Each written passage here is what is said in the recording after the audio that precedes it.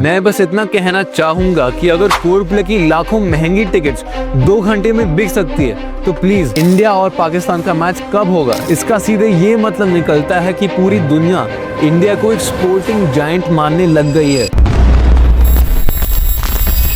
India will be hosting the world's first. अगर आपको sports में थोड़ा सा भी इंटरेस्ट है then this is the channel for you. वैसे मैंने सुना है कि अगर आप लाइक और सब्सक्राइब एक साथ करोगे तो ये वीडियो सबके फीड में अपने आप आ जाएगी। Anyways, welcome to VMT sports, the home for all Indian athletes.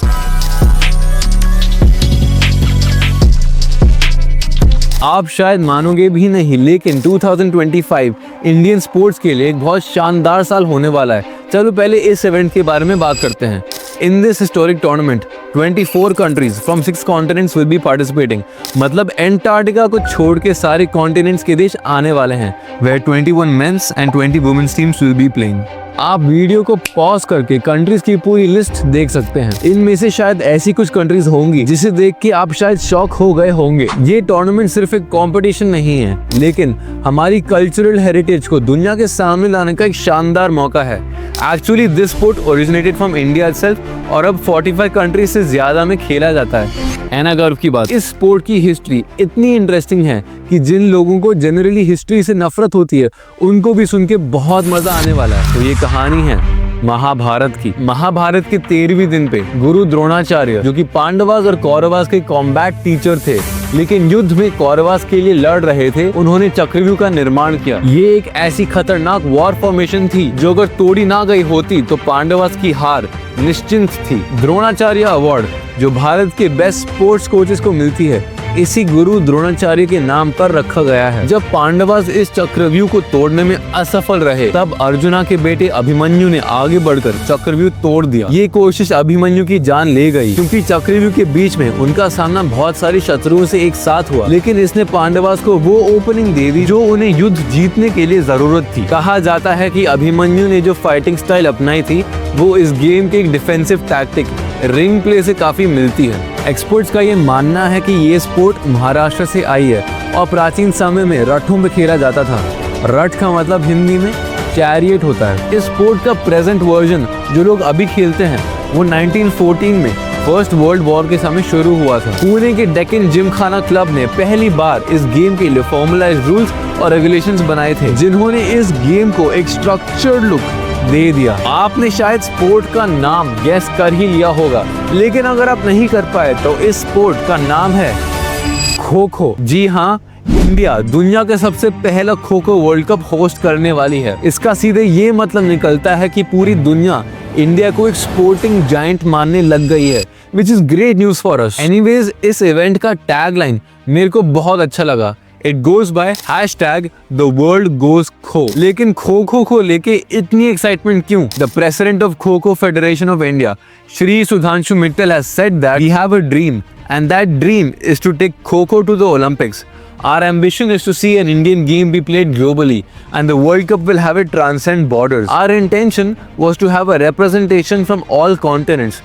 To see it at the Olympics, we must spread the game. It is crucial to instill a passion for the sport in the natives of numerous countries around the globe. ये tournament सिर्फ एक event नहीं, एक celebration होने वाला है। तो Indian mains और इंडियन वुमेन्स टीम को पूरी तरह से सपोर्ट करना। आप यही सोच रहे होंगे कि ये वर्ल्ड कप इंडिया के कौन से शहर में होने वाली है। The tournament will feature a knockout cum tournament format where a total of 615 players and 125 staff will participate. और इस वर्ल्ड कप के कुछ की matches include the quarter finals on January 17th, the semi-finals on January 18th and the final on January 19th. And I hope we see the men's and the women's teams on all of these dates. The timing and venue for this tournament is Monday, January 13th, 2025 to Sunday, January 19th, 2025 at the Indira Gandhi Indoor Stadium in New Delhi and Noida Indoor Stadium. India और पाकिस्तान का match कब होगा सबको तो ये ही जानना है। इस टूर्नामेंट का पहला match,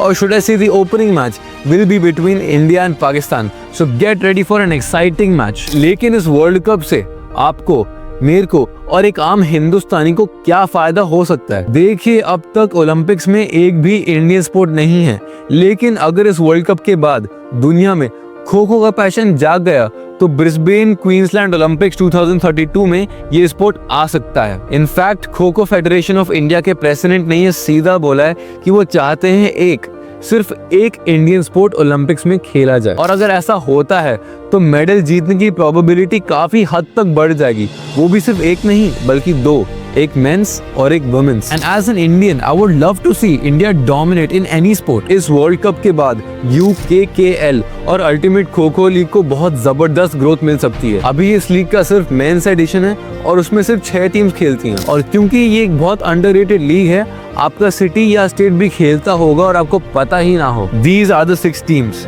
Chennai quick guns, Gujarat giants, Mumbai Khiladis, Odisha juggernauts, Rajasthan warriors and Telugu Yoddhas. Hopefully इस वर्ल्ड कप के बाद एक वुमेन्स एडिशन भी इंट्रोड्यूस हो जाए और दोनों एडिशन में कम से कम 8 टीम्स खेलने लग जाए, जो इंडिया में इस स्पोर्ट की पॉपुलैरिटी काफी हद तक बढ़ा देगी। और मजे की बात तो ये है कि सिर्फ 6 टीम्स के साथ भी this is ranked 4th in the most viewed leagues in India. हमारे एथलीट्स 60 मेन एंड 60 वुमेन 10 दिसंबर 2024 से 11 जनवरी 2025 तक ट्रेन करने वाले हैं in a camp under the head coach Ashwin Sharma in Jawaharlal Nehru stadium Delhi. And this camp includes intense fitness and conditioning.